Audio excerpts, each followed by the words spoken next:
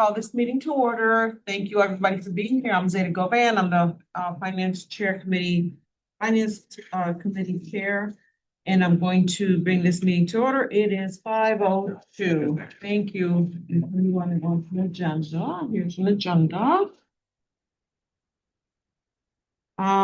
So we have roll call. Yeah. Yeah. That's a whole committee. My committee members are here. That's great. Thank you.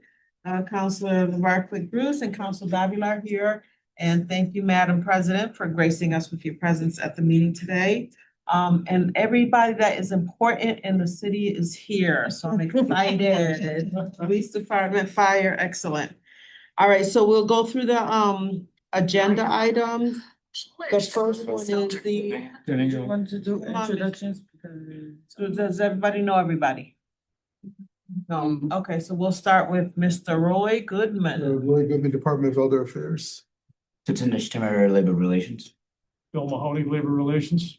BJ Calvi, Fire Commissioner. Kathy Bono, CAFO. Steve Ogden, Treasurer Collector. Chris Signoli, DPW Director. Brian Elliott, Nathan White, Springfield Police Department. Kyla Raymer, Grants Administrator for PD. Chris Frazier, Budget Director. Pat Burns, Comptroller. Stephen Howard, McKnight, Resident. Counselors. And on screen, if we could have you introduce yourself, Lindsay. Hi, Lindsay Hackett, Deputy CAFO. Hey, Brian. Hi, Brian Connors, Planning and Economic Development. Molly. Molly Fogarty, Library Director. And Richard. Richie Allen, Springfield resident. All right, and we have Focus Springfield here as well. Thank you very much. So the agenda, the first item on the agenda is the November revenue versus the expenditure report. Burn. Tonight I'll be presenting the November revenue expenditure report. This represents the first 5 months of fiscal year 2026. As you can see on the report, our revenue is at $454.6 million, or 45% of budget. For comparison purposes, at this point last fiscal year, we're at $421 million, or 44% of budget. So we're slightly ahead of last year. On the expenditure side, through the first 5 months, we're at $488 million, or 48% of budget. Compared to last year, we're at $452.1 million, or 47% of budget. So our revenue and our expenses are each up a percentage this year compared to last year. One thing I wanted to point out on the report, the police department paid out the annual education incentive the first week of November. So that is reflected in the public safety police section of the expenditures.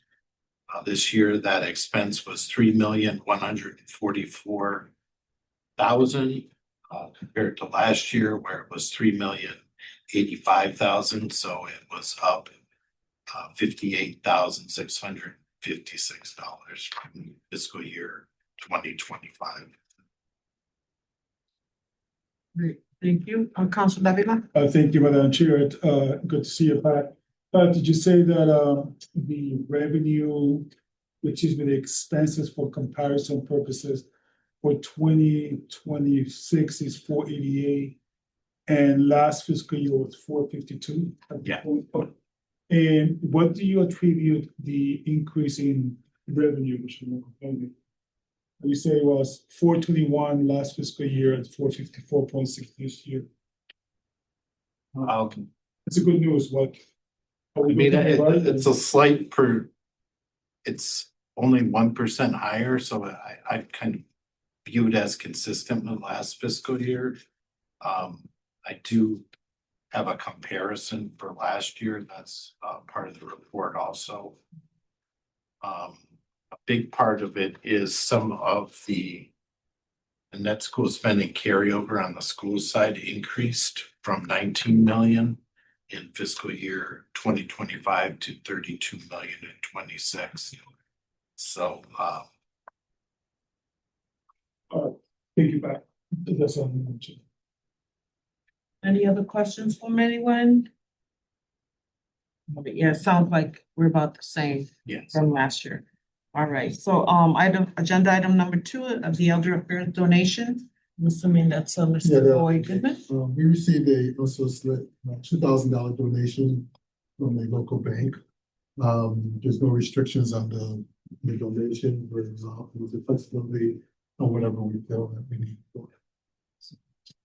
We thank the bank for us. Oh, I already thanked them. Myself. All right, so number 3, MBA Connected and Online Program Grant. And again, there was no number on that, but who wants to take that? Molly, I think. Hi, good afternoon, good evening. This was a grant submitted by the city grants administrator, Sequoia Malone, to the Mass Broadband Institute and on behalf of the library. And we will be receiving 50 Dell Latitude touch tablets and 104 Dell Chromebooks, with both of them having 3-year warranties. And the estimated value of those is $72,558.75. And basically, we will be reporting on how the equipment is being used by the library through December 31st, 2026. And then after that, we get to keep the equipment. Right now, we have 100 Chromebooks that we circulate to the public. And this will add, the 104 Chromebooks will be added to that because they're very popular and always out in demand. And so it will be great to be able to add them to our collection. And people borrow them for 3 weeks and return them. And then the 50 touch screen tablets will be used for training, for in-house use, but they're all will be used by for the public. So we're really excited and thrilled that we got this funding. Thank you. Any questions? Yes, ma'am. Just want to know are these tablets and Chromebooks for all libraries throughout the city? Or Yes. libraries, all libraries?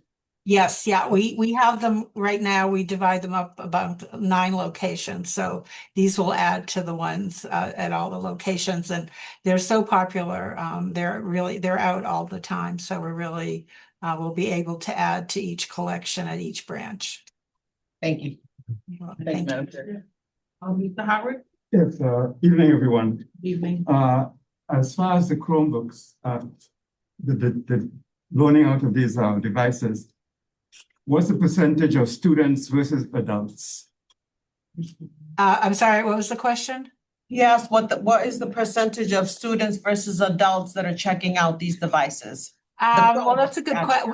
We don't have that information. We don't collect, that's, people check them out on their library cards. So we don't collect the information that way, but they're available for anyone over the age of 18 to check out for adults, yeah.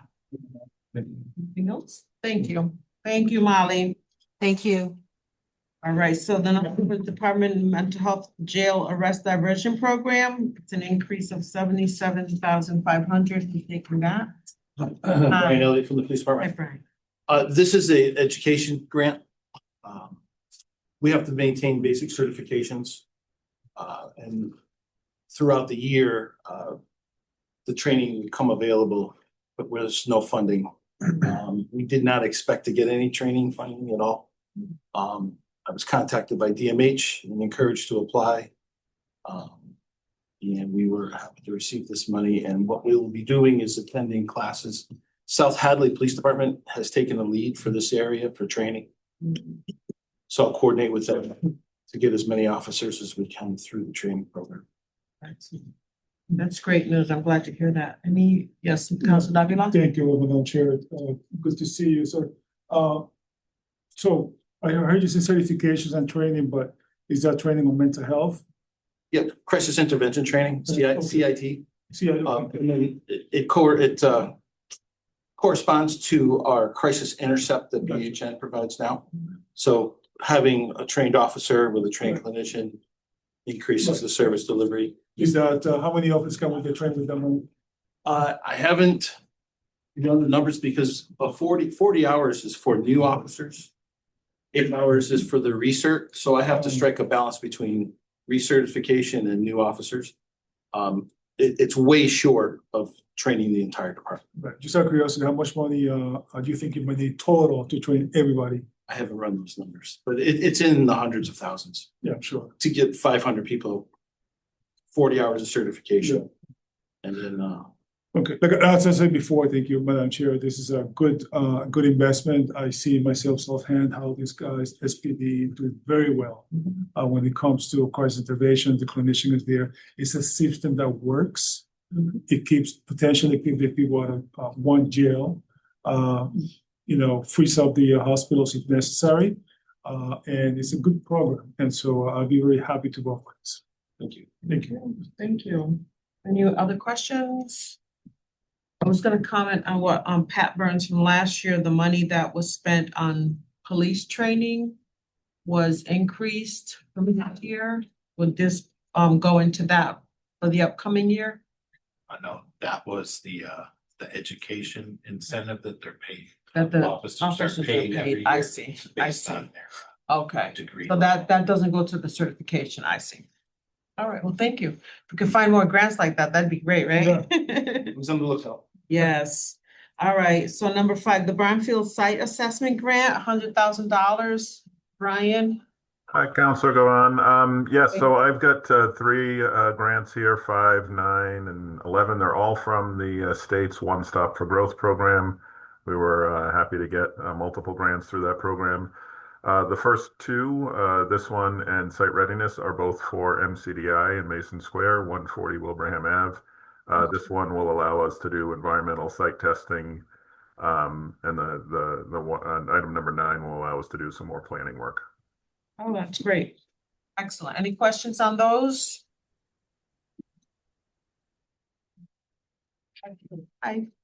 Well, we're still going in order or? Yeah, we are. Okay. But since he spoke on 9 and 11, we'll just consider, do we want to ask questions about Yeah. those now? We can. Yeah, I want to ask questions about number 11. Okay. FY26 Mass Work Grant. What is the 3 million being used for? Oh, sure. Madam President, item 11, 3 million for Mass Works is for roadway construction on basically the boundaries are Main, State, Willow, and Union Street. So back where Community Music School is, and Holiday Inn Express, behind all of that, where the parking garage is being developed, the housing is being developed. What this will fund is the public way improvements that need to happen, the street reconstruction, sidewalks, plantings, things like that, that in that neighborhood have been neglected for a long time. It has, and Union Street, oh, I'm glad to hear that was included in that grant. Thank you, Brian. Thank you. Any other questions? And that's probably going to Chris, so Chris could take care of all that. Oh, believe me, it's already fallen on my plate. Thanks, Chris. Brian. Thank you, Brian, for bringing that money into the city. All right, so number 6 is the FY26 Shine Earmark Grant. Looks like it's 104,000, no match required. Anybody? That'll be me That'd for be other Mr. affairs. This is an earmark we received for our Shine division, which help residents with Medicare. So these fundings will help pay for the wages of our employees, office supplies, and also for educational presentations and stuff that they do with their volunteers as well. Any questions on that? The Shine program is a great program. It is. Every senior should be contacting the Shine program to talk about it. Madam President? So the employees on the Shine program, are their salaries 100% on this grant? Correct. Correct. That's it. They're not on the general fund, they're just on the Shine. Get some more of those so we can, Mhm. we want all of you guys to get more grants. Mhm. Okay, thank you, that's it. Thank you. All right, number 6, the FY26 Shannon CSI grant. And that one requires a match. Yes. We don't really like that much, but. No, it requires a 25% match. The police department was awarded $860,688.88, and the match is $215,172.22 for youth gang prevention, intervention, suppression. Any questions on that? Yep, I'm gonna have a question on everyone. So Shannon Grant, is this for FY 26 applications? And it seems smaller. Is it smaller? Yeah. It's smaller, yeah. How much? 31%. 31%. 31%, because I felt like it was in the millions. It was. Yeah. We've been kind of heading south on this. Does that money, I'm sorry, Madam Chair. No, go ahead. Does that money come from the federal government or the state? The state, okay. I imagine they get it from the feds. Any other questions? Yes, Mr. Howard. Seeing that the match is 215. How much of that has been received so far? It hasn't started yet. It is for FY 26 calendar year. So it's after July 1st. So it would have just started on January 9th of this year. Okay. Thank you. Thank you. And it's an in-kind match, so it's like services and support, and Right. probably like the organizations that get the funding. What they're already doing. Thank you. No, we don't have to ask Kathy where that money's coming from. I'm not talking it. You got in trouble. Number 8, FY 26 Tier 3 Complete Streets Funding Grant. No, that's me. That's you, Chris? Yep, DPW made application to Mass DOT as part of our Complete Streets program. Mass DOT notified us of an award of $269,000. This is specifically for installation of sidewalks on Roosevelt Avenue between Olden Street and Wilbraham Road on the west side of the street. Right now, there are no sidewalks there. It's identified as a walking route to the schools. The other side of the street does have sidewalks, but this side of the street doesn't. So the $279,000 will be used for sidewalk construction that will most likely occur this summer. Yeah, Chris, I was gonna ask you, so the reason that we use this money to that is because of walking road. Correct. And as part of the Complete Streets program that we have in the city, we have a list of 25, 30 projects that we submit. Mass DOT looks at it, picks one based upon where the money that they have fits in. This is the one that was selected for installation of the sidewalk. How many walking roads do we have that needs sidewalks? Dozens and dozens throughout the city, especially for schools. Is that a mandate for the state? To a point, it is surrounding schools, and they have a specific program that is, now I'm drawing a blank on the name, but we're actually doing a big project this summer that's going to be starting in the area of Catherine Street around the school there. I can't remember the name of the program now, but we've been awarded a significant amount of money for that. So this is one of the locations that they look at. Can, do we get kids back and forth to school? The intersection, especially at Wilbraham Road and Roosevelt Avenue, is a very tricky intersection. So that was one of the things that we wanted to make sure was included. And Chris, as you know, sidewalks are always a hot topic. Are you expecting any kind of a decrease in sidewalk funding with everything that is happening? Are they say on the federal level? The sidewalk funding that we've used over the last few years, there's been some bonding. Most of the money that we've been using has either been CDBG or grants like this that we've received. This year, we're expecting probably to do about $750,000, $800,000 worth of sidewalk improvements as part of the bid that we'll do this year around the city. An average property, an average home is about $5,000. So you just kind of do the math, so it'll be a few hundred locations around the city as part of money that we get. And then we have our staff doing probably another couple hundred that we'll do around the city as well. And when we say sidewalk improvement, are we talking about the black tar? No, this will be concrete. And this happens to be in an area where there are no sidewalks at all. So this is not like a rip out and replace. These are brand new in an area where there are no sidewalks at all. Now, it seems to me that it might be less money than last year. Last year, I think it was 1 point something for sidewalk repair. If I recall correctly. We had 2 or 3 different grants that we had received. I'm trying to think, the bid that we did for sidewalks was probably only about $750,000 last year for sidewalks specifically. We did receive money from the state as part of Chapter 90 money and millionaire's tax, but that is under Chapter 90 program. This money has the same restrictions as Chapter 90, but it's specifically for sidewalks. Gotcha. All right, thank you, Chris. Thank you. Any other questions? Yes. I'm looking at the street. I pulled it up, so are we talking about the side next to Mass Mutual? Are we talking about this area? No, Roosevelt Ave. Oh, Roosevelt. Yeah, Roosevelt, yeah. Roosevelt from basically the General Edwards Bridge going up the hill and all the way to Wilbraham Road. Oh, that's good. Yeah. Yeah. There's a lot of woods on the side, Yeah. get overgrowth and stuff like that, so there's no sidewalks there.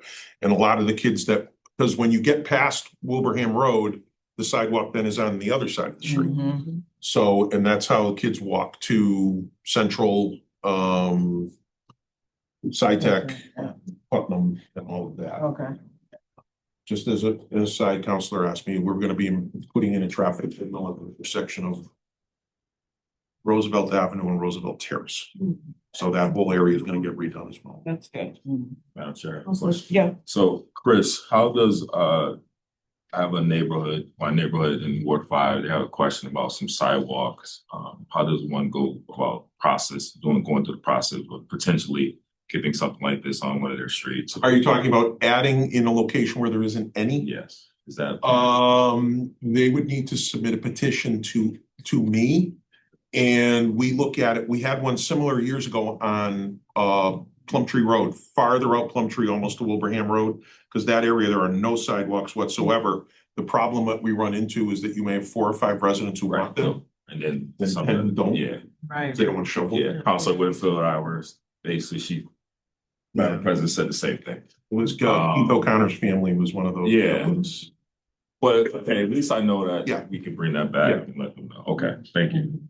Do any other questions? Yeah, I like not shoveling the sidewalk. I'm not even gonna lie. But I want the kids to be safe. Right. Compromise. All right, so the next one is, we're gonna go to 10 because Brian did 9. So FY 26 MBLC state aid to public library, that's no match required. I'm assuming that's Molly. Yes, I'm back. Okay. This is our state aid to public libraries appropriation. This is a program administered by the Mass Board of Library Commissioners. And in order to qualify for the funding, which is based on a per capita formula that the state has, we are required to be in compliance with all standards for public libraries for the Mass Board of Library Commissioners. So we were just awarded the funding at the December board meeting. Excellent. Thank you, Molly. Any questions for this one? Madam President? Thank you, Molly. Okay, and Thank you. 12 bills of prior year, DPW, of course. Yes, So- out of the blue, a couple months ago, we received a bill from Sodexo back in January of 2024. When we had a large snowstorm, there are times where we get food services delivered to us from Sodexo. Out of the blue, we received a bill from them that had never been submitted or paid. So we just need approval to pay the bill for $1,500 basically. Do you know what the bill is for? just? Yeah, we order food delivery? services for all of for our employees. Oh, okay. Sandwiches, drinks, all those Okay. type of things, because they don't get breaks, so. So why didn't they send you the bill in 2024? We knew that we didn't get the bill. We wrote to them and said, you gotta send us a bill, and they said, you're all caught up. We said, wonderful. And they I came would back bring to that us and thing said- back, send it back with that, no. So, Any other $1,500. questions? Yeah, I have one question. We didn't get the invite for those. They were doing sandwiches. you wanna tell me you wanna plow? You can. Right. No, never mind. Never mind. snowstorms. You just said, oh, no, you don't wanna It's not show really your what you're side. saying. I don't wanna walk outside. I don't wanna clean my car. Yeah. Okay, all right, I guess we'll No, let it that's slide this good for them. time. That's good for them. Yeah. Any questions from the committee? All right, and this one, I think this is a very important one, is there's six, they all are, but this one, since we do have some special guests here with Commissioner Calvi. The IAFF Local 648 tentative agreement. Who wants to take that one, Mr.? I'll take that one. I Go don't ahead. wanna, I wanna like Commissioner Calvi's discussion. Oh, I thought you were gonna talk on it. Sorry, Bill. Yeah, of course it is. First of all, congratulations, President Whitfield. That's great Thank news for you. you. Congratulations. Also with us tonight is Lieutenant Ward, who is the president of Local 648. All right. Yeah, he was bargaining on behalf of the union, and of course, Mr. Chittamorari, who's bargaining with management. And this, the previous contract expired on June 30th of 2024. There's about 257 members in the bargaining unit.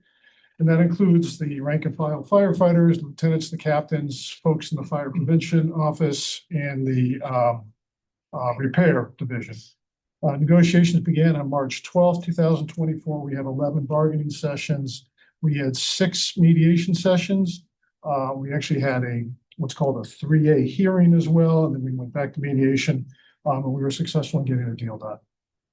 The duration, it's 2 contracts, as we've done in the past several negotiation sessions with this union, covering the period of 7/1/24 to 6/30/25 and 7/1/25 to 6/30/28.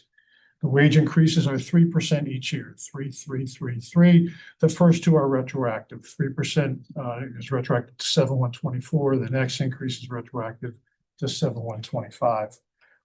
This is actually a historic contract for the parties, and that we are doing something that many other fire departments have done across Massachusetts. We're going to a 24-hour shift. And what that means is there's no change in the number of hours worked over the period. Currently, I'll talk about what they currently do. They work a 4 and 4, 4 days on, 4 days off. The 4 days on include a 10-hour tour on one day, a 10-hour tour the next day, a 14-hour nighttime tour the third day, a 14-hour nighttime tour the fourth day, and then 4 days off. So what we've done is we've combined a day tour and a night tour on day 1. Day 2 and 3 are off. Day 4, a day tour and a night tour, and then 4 days off. So it's the same number of hours, but the schedule is really a 1-2-1-4, which is something that I think the fire union had proposed, and or they had proposed a 24-hour shift, and we're all on board with getting that done. Some employees are not on that on the current 4 and 4 shift. They work in other areas of the department, including fire prevention, the training division. We're going to change their schedule as well. They work a 37.5-hour work week. They're going to still work a 37.5-hour work week, but instead of a 5-day work week, we're going to have longer days and they'll work a 4-day work. Who's this? This will be people in the fire prevention and the training division. So they'll have longer work days, but fewer work days, but they'll still get their 37.5 hours.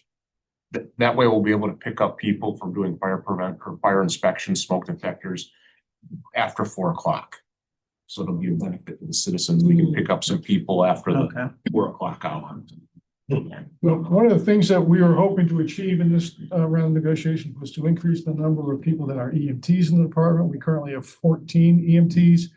We've increased the annual stipend from $500 to $1,200 annually. We're hoping that'll have a change. The $500 came in 11 years ago in 2015, so it's been a while since we bumped that. Everyone will be responsible for the social media policy in the department. There's already a policy in the department, but we never completed negotiations with 648 until now on that. Another historic change in this is that firefighters will be able to do road details, road construction details. Oh, boy. You guys got a problem. There's an order of people, so it starts off with the IBPO, then it goes to the police supervisors unit, then I think it goes to the state police and to the sheriff's department, or vice versa. I think the firefighters will come in next, and then it'll be the flag persons. Repair division, we've agreed to a 1% lump sum annual base pay for holding a valid CDL for 12 months. That's new to us. And then the last, actually not the last, yes, the last thing I would add is we're going to have an assessment center for promotions to the rank of district chief. We do that now for deputy chief, but for district chief, so folks that are usually going from the rank of captain up to the district chief level, the employer will have the opportunity to do an assessment center if we choose. And that's really the long and short of it. We certainly thank Lieutenant Ward and his team for their bargaining with us on it, and I thank the rest of the folks that came to the table and negotiated this deal. I do want to acknowledge Counselor Fenton joined us as well. And questions, Madam President? This sounds really good. It sounds really good. I am pleased with this contract. Assessment center is for them to study. Assessment center is actually, it's a different way of promoting. So these guys are all in civil service. So they have to take a civil service exam for a promotion. Police and fire both fit into that categories. But what you can do is you can do an assessment center in lieu of, or in addition to, a civil service test. Oftentimes we just do it in lieu of. And what we do is we bring assessors in from different communities. We bring in an outside company, and they create an exam for the candidates to tackle. And it'll involve, we'll give them scenarios, and they'll have to respond to, some type of, hey, you're on a fire ground, and this just happened, and this happened, and this happened. What do you take care of first? And then they have to explain what they're going to do. We'll give them a project. We want you to do a presentation on the following, the 2 in, 2 out rule, and have them do a presentation on that. So there's different exercises, and then the candidates are all graded based on how they compete on that. We don't do the scoring. It's no one from city government does the scoring. It's the outside assessors that do it. We are witnesses to it. We do have HR does go in there and take notes and all that. And we have a private company that handles the overall. And the assessors are fire chiefs from other departments around the Commonwealth. It's good. It gives you a much more balanced product when you're looking at someone's knowledge of the job. So when I took the deputy chief's exam, I had to read 3,000 plus pages of text for 80 questions. All you're doing is regurgitating information at that point. There's no real testing of what you actually know. So this is actually testing real life scenarios based on what your knowledge is to do the job. 3%, 24, 25. Retro is gonna be Retro. approximately 1.3 million. And you're coming to us? Right now, I'm hoping to cover that with salary savings and attrition and some, but I am going to reserve, not officially, but reserve some of the free cash in case in May, I realize that I'm not gonna be able to cover it, and I will be coming back to ask for some free cash. But we do think it's a good contract. This is A little great. higher than I wanted, but it's a good guy. Right, because I was gonna ask about what the assessment center, what that increased cost would be for the assessment center. Yeah. 'Cause you're hiring outside. Yeah, People- it's nothing, it's nothing that we're really concerned about as far as an actual cost. Okay. It's the retro that's the big. Yeah, yeah, But I I know think the we can- retro is the big. Yeah. And then, who is it that's getting 4 days and 1 off? Firefighters. So we're going to a 4-day work, it's 2 separate things. No, not the 1, 2, 1, 4. I got that. So the 4-day 4. work week, Yeah. that's going to be fire prevention and fire training. Oh. I wrote prevention and training. And the fire prevention people are the ones that can go into the house and do the smoke detectors and stuff. Okay, that's good. And then their shifts will just be extended by like 2 hours or something? Yeah. Yeah. Yeah. With probably at the end of the day, so we can pick the people up that are getting home from work for Yeah. smoke detectors. Mm-hmm. Okay, thank you. Thank you. Counselor Davila? Yeah, I have a few questions. Commissioner, I guess I'm getting lost when you say you can pick up the people. So right now, we stopped doing smoke detector inspections at about 3:45 Yeah. because the workday ends at 4:00. Yeah. Well, we get some complaints sometimes that people are working during those hours. Oh, so they can, okay. So now we can pick up a few more inspections in the Okay, afternoon. I got you. Okay, good. Now, the 24-hour shift, they're working right now, 6 days, 7 hours per week, is that what? 42. 42. And no overtime, just 42. 42, and they'll work 42 going forward as well, always 42. Yep. So are they working 24-hour shift 1 week, 1 day, next day off? So 24 hours, so a day shift, a night shift, so they're stacked. Okay, So it's 10 a, hours. it's a 10-hour day and a 14-hour night stacked, so we don't have to change vacation or anything else like that, so we don't have to change language. Yeah. Then they have a period of 2 days off. They come back, they work another 10-hour day followed by a 14-hour night, followed by 4 days off. And it's a 42-hour work week on average over 8 weeks because you're marching forward a day every week. Right. So 1 week, you're only working a short amount of hours because of the break over for the start of the next pay week. Short weekend long. Yeah. I'm doing a 24-hour shift. And that's probably you said, the 24-hour shift. No, right now we're doing 10s and 14s. With a new contract, I heard something. Yeah, the new contract. The new contract is a 24-hour shift. Yep. Right, so they do 1 shift, 24. Yep. Then 2 days off. 2 days off, then another shift of 24, and then 4 days off. So it's 48. Yep, Mhm. and they're working 48 now, they're working 2 10s and 2 14s, and then 4 days off. Okay, so there's no extra overtime, Nope. and everybody's happy with the agreement. Okay, it's got right in front of us. We like that, huh? Oh. I'm like, oh, those days off. And Well, it's not, it's actually, for me personally, it's more about my health. Yeah. 2 nights in a row, does incredible damage to our circadian rhythms, which are related to, we're knocking 10, 15 years off our lives by doing this every week. With this schedule, it gives us enough time to recover from the 1 night before we go and do it again. Yeah. Yeah. So if I may, 2 more questions, the role details. So they're gonna be working role details and they're gonna be deputized to No, non-sworn. don't swear. So it's instead of it going to private contractor flagmen, the firefighters will get first opportunity at it. And if we can't fill it with firefighters, then it goes to the flagmen. Okay, and just do my due diligence, so if something happens to them, they still be protected through the city. Mhm.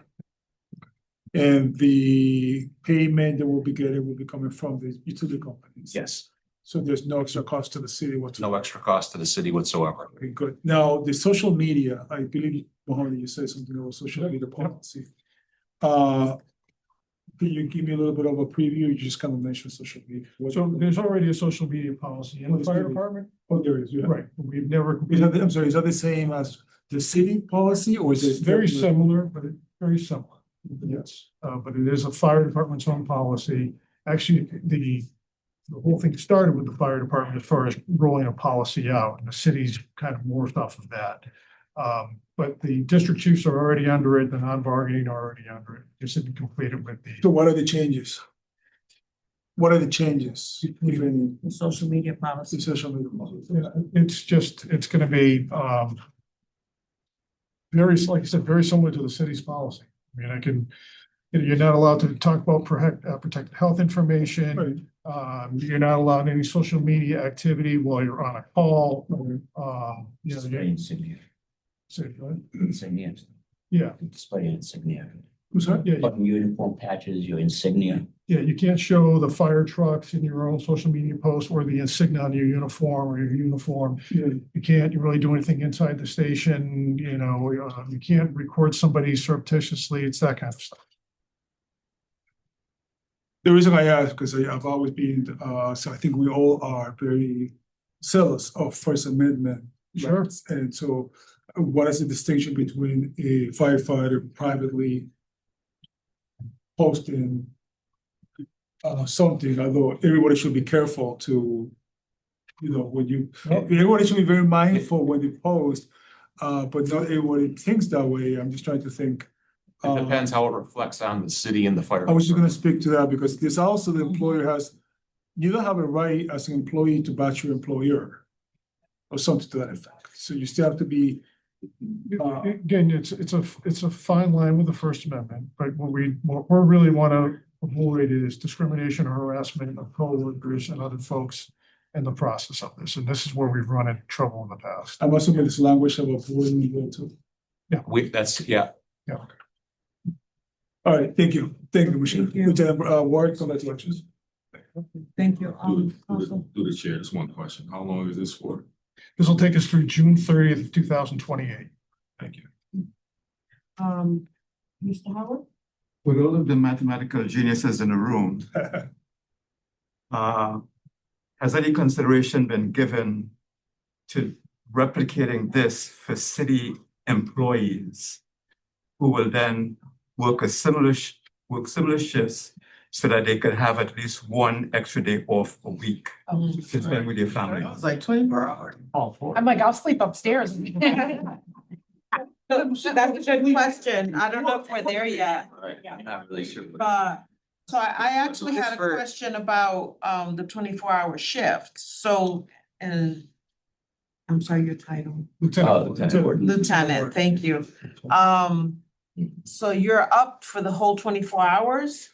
Or do you get to sleep? So we have rules, right? So from 10 to 6:45 a.m., you're allowed to occupy a bed space. Okay. Other than that, your bed can't be made. It has to be, we have a orderliness where we keep everything. Right. I'm only concerned, like you mentioned earlier, about mental health, right? Sleep is so important for our mental health. And I would hate to think that you're up for 24 hours straight without, anything. And then, of course, the next day you'll be off, but still, like you said, it affects you. You can never catch up on sleep. So we do roughly 23,000 calls a year. So firefighters get a chance to rest in their downtime. Okay. And to try to keep them fresh. So it's the same thing as when we're working a 14-hour night tour. Yeah, okay, thank you. And about so city employees work. I don't 4 think, days a week. I'm not aware it was ever discussed. I get what you're saying. City hall would be, people would work longer. I mean, I would. You gotta work think 10-hour about it, days, I don't but- know. That's another Extra day off, conversation But I for don't another remember day. that. Yeah. I don't recall that ever being a discussion in City Hall. I heard somebody mentioning it somewhere. I don't know if it was here. In Europe. So, I think I know it Europe was is like- a lot of- well, Europe has a Like nap hallway time from what, conversation. 2 to Yeah, 6? Nothing official that I've heard, and I heard there was No. talk, different places Yeah. doing it to give people 3-day weekends, but Yeah. I haven't heard Cost-benefit anything. analysis on it. Yeah. Well, Europe Yeah. does it. And some people could work from Monday. Monday to Thursday, and others could work from Tuesday to Friday. I don't like working. Yeah, me neither. All right, so is that all the questions for Mr. Mahoney and Commissioner Calvi and the lieutenant? Good. All right, so that's the last of our agenda items. It sounds like we're all okay with these items to go forward. So do I hear a motion to accept the items? So moved. Council Davila, you seconded, we're all in favor? Aye. Thank you all so much. See you all at- Good meeting. Look at how efficient that was. It is 5:44.